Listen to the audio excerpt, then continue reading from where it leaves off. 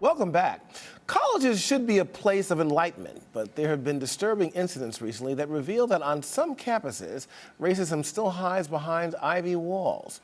A video emerged from Oklahoma University of students from the Sigma Alpha Epsilon fraternity. They used the N-word to describe who would never be let into their chapter. Now, of course, reaction was swift. Demonstrations against the hate speech spread across the campus, and the frat house was shut down, the offending students expelled. The National Organization of SAE issued a condemnation, but by the end of the week, allegations of racism at other chapters, other fraternities, and indeed other colleges were coming out of the woodwork. For example, at the University of Alabama, a student was reportedly expelled for racial slurs. At the University of Maryland, Instagram photos are said to show a birthday cake at a sorority party with a racist word written on it. At the University of Massachusetts, reports of racist graffiti. And at Colgate, there are allegations that students have posted racist comments on social media. Well, joining us from Washington is radio show host and attorney Monique Pressley. It's always good to have you here on our show, Monique.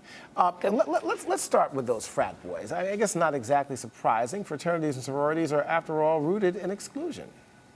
Well, they're rooted in exclusion, yes, but that doesn't mean that any of this behavior is acceptable.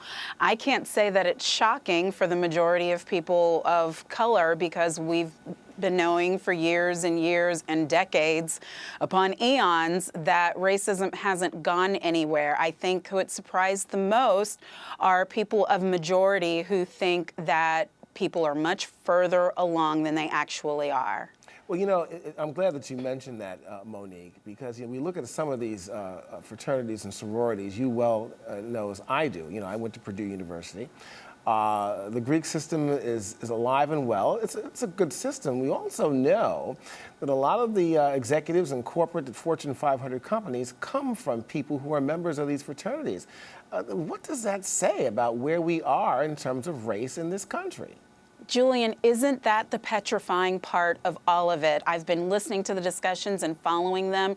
It's not really about these students' right to assemble or their constitutional rights. The nightmare of it all is that these are the young minds that are getting education, they're finishing college, they're going on to graduate school, they're walking into companies, and then it's the racism that we can't see. We think that it's there, but we're not sure because it translates into hiring and firing. It translates into promotion. It translates into job performance. And these are the people who become not just the employees, but very soon the employers. And that's the type of racism that makes for socioeconomic gaps and that, quite frankly, makes for the anger that we see on our streets here in this country today. Absolutely. I guess it's also a sobering fact at this point, at least recent polls of white teens indicate that the so-called millennials, those born from 2000 on, are not as post-racial as they are believed to be. Researchers say it's not that white millennials are that much more tolerant,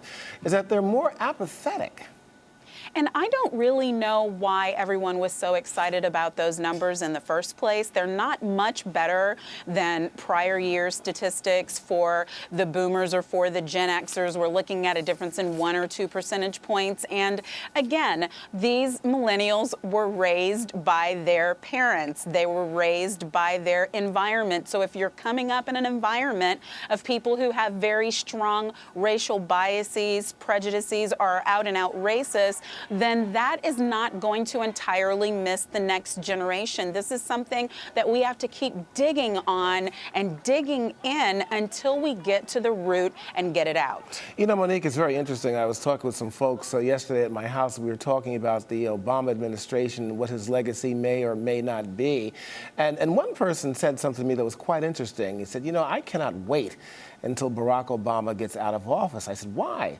He said, because ever since he became president back in 2008, race has been at the forefront of almost every issue in this country, even despite the fact that some say, well, you've got a black president now, things are different. But I thought about that and I said, my God, this is so true.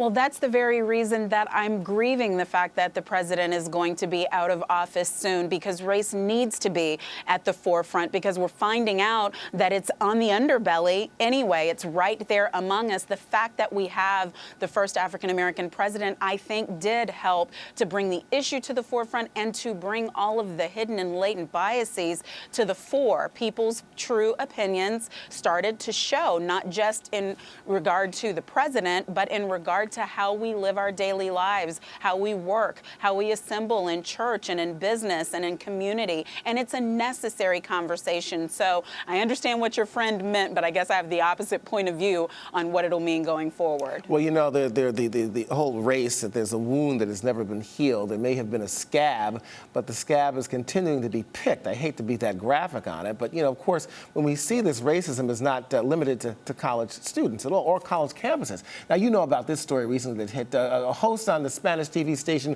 Univision said Michelle Obama looked like she was from the movie Planet of the Apes, inferring America's first lady looked like an ape or a chimpanzee. That's what it seemed to be inferred. The host was fired. And of course, there's Ferguson, Missouri, where the Justice Department found numerous incidents of racism. It's all over the place.